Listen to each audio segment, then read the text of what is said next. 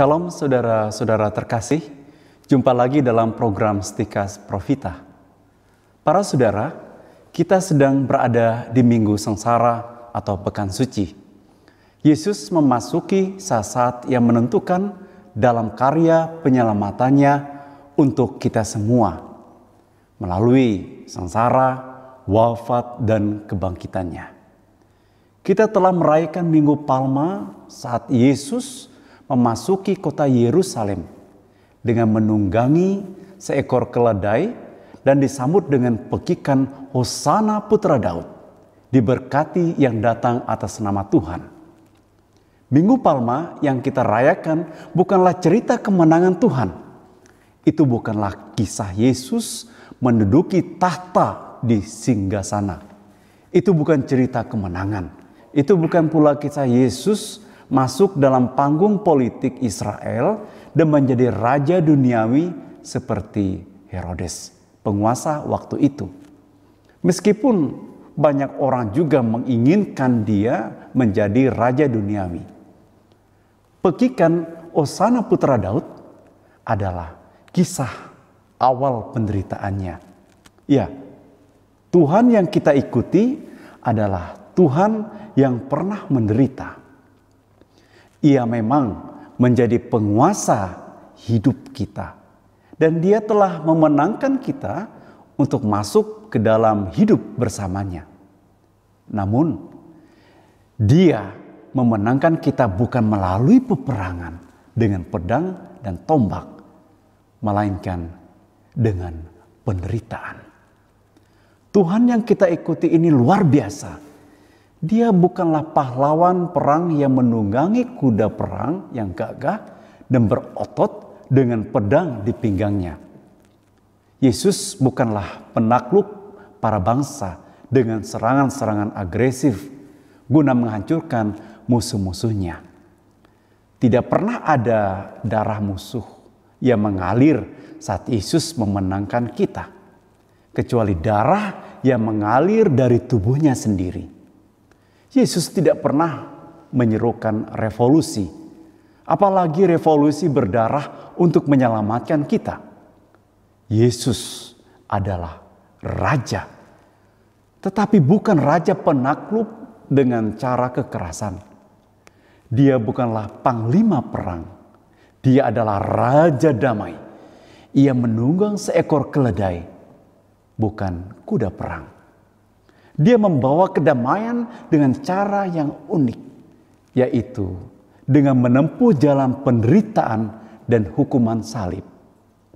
Hukuman yang pantas untuk seorang pendosa dan penjahat besar pada zaman itu. Apakah Yesus seorang pahlawan yang kalah? Dalam pandangan duniawi, tampaknya demikian. Tetapi kekalahan, kesengsaraan, dan kematian tidak selamanya berkuasa atasnya. Sebab ia menaklukkan kematian dengan bangkit pada hari ketiga. Kita semua orang Kristen diajak untuk mengikuti Tuhan yang menderita. Dan tentu saja Tuhan yang menang karena kebangkitannya.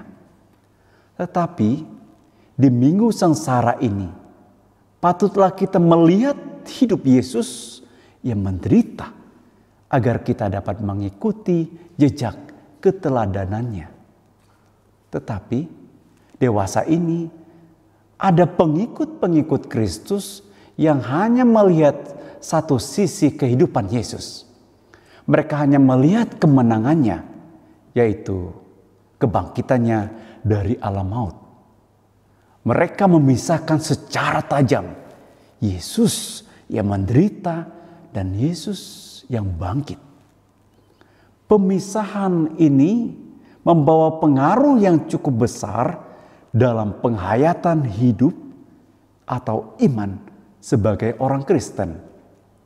Maka muncul apa yang sering kali dinamakan sebagai teologi kemakmuran.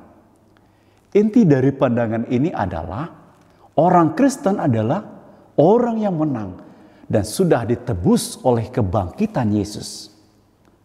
Maka tidak ada lagi penderitaan dan diusahakan tidak ada. Konsekuensinya, hidup orang Kristen harus ditandai dengan berbagai macam berkat, baik berkat jasmani maupun berkat rohani. Tetapi seringkali orang lebih memilih melihat pada berkat jasmani. Berlimpahnya harta jasmani dalam kekayaan, kekuasaan, dan kesuksesan adalah tanda berkat Tuhan. Tanda mereka disayangi Tuhan, dan tanda bahwa mereka anak-anak raja. Hal sebaliknya, orang yang hidupnya menderita, misalnya mengalami kemiskinan materi, tidak berhasil hidupnya, menjadi tanda tidak adanya berkat Tuhan.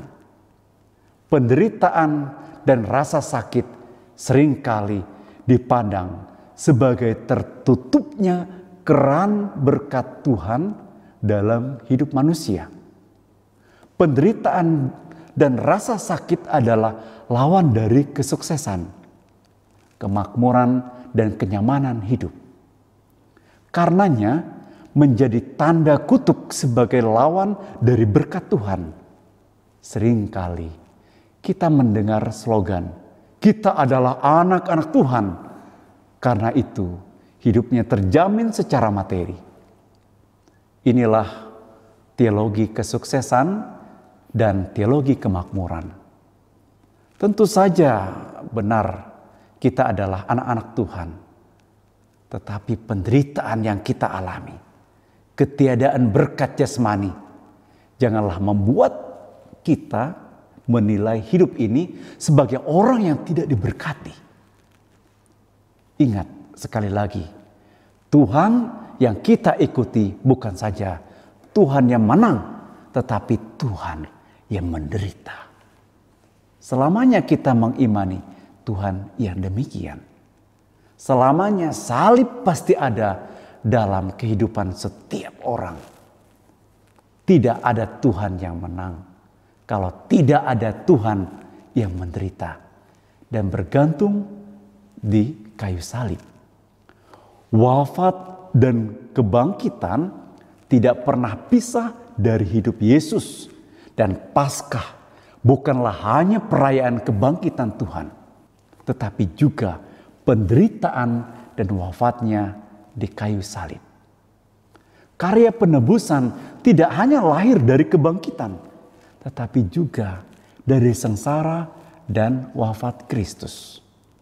Jika ini makna Paskah dan memang demikian, maka marilah kita melihatnya secara seimbang juga dalam penghayatan hidup kita sebagai orang Kristen.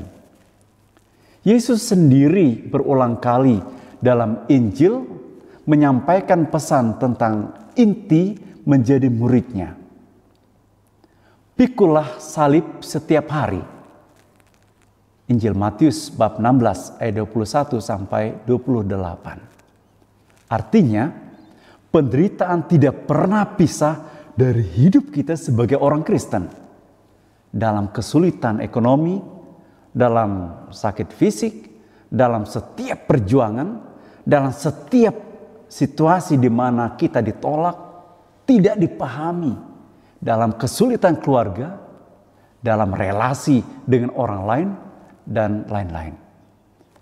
Jika hidup orang Kristen mengalami hal-hal ini, itu tidak berarti berkat Tuhan tidak ada. Dalam bagian-bagian terakhir dari Injil, para penulis Injil menyampaikan apa yang akan terjadi dengan orang-orang Kristen, yaitu mereka akan dianiaya, digiring ke muka pengadilan, disesah, dipenjara demi nama Tuhan. Ini Tuhan Yesus sendiri yang mengatakannya. Yesus tidak menjanjikan kebahagiaan hidup di dunia ini kalau kita mengikutinya atau menerimanya dalam hidup kita. Tetapi Dia menjanjikan hidup kekal. Matius bab 19 ayat 27 sampai 30.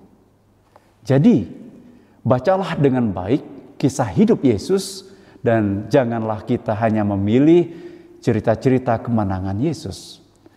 Saat dia bangkit atau mengadakan banyak mujizat, seolah-olah ayat-ayat ini terpisah satu terhadap yang lain dan menjadi ayat favorit kita. Karena apa? Karena ini mengisahkan kemenangan Yesus. Ingat, Tuhan kita adalah Tuhan yang menderita juga. Ia mengubah dan menaklukkan dunia tempat kita hidup. Dan terutama menaklukkan dosa guna membawa kehidupan. Dilakukan dengan cara orang yang kalah. Mati di kayu salib supaya dia menang dan bangkit. Semoga kita mengenal dan mencintai kebenaran sehingga akhirnya diselamatkan. Salam Profita.